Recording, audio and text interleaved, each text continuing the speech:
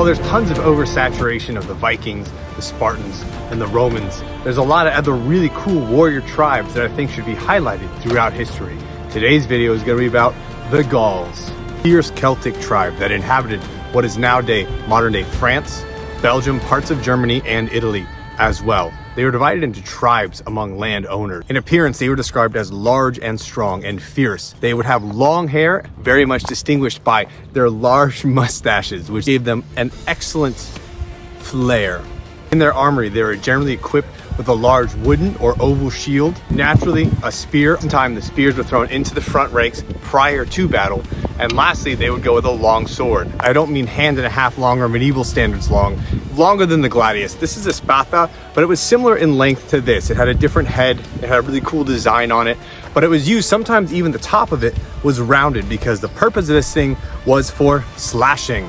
Often bring axes into battle and were extremely skilled with them. And lastly, what ancient warrior culture would be complete without a sling? There was some accounts of them using bows and arrows, mainly for hunting. They didn't use them as much for warfare, but the slings were a staple of their projectiles, in addition to the javelin or the short throwing spear. The thing they had in their arsenal, which was a bit of a novelty at the time, was a chariot. They would use these in battles to throw javelins from, harass the perimeter, and they were very, very good in certain instances. However, most of this did not mesh up well against the Romans. Their weaknesses that caused them to fall to the Roman Empire, well, it was a tribal society, so they had a hard time unifying under a leader. There was one leader of note, Vercingetorix. In 52 BCE, a leader by the name of Vercingetorix came along and united the tribes.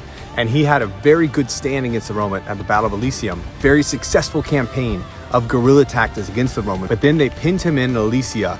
And unfortunately, though they were able to outnumber the Romans by a large amount, the Romans' superior tactics and discipline gave them the win at the end of the day. Although Vercingetorix was ultimately defeated by the Romans and taken as a prisoner, his legend still lives on today, and he is still seen as a hero of the resistance. So while they were renowned for their fierce fighting ability and martial prowess, they're very rich in their culture as well, a lot of which can still be seen around the world today.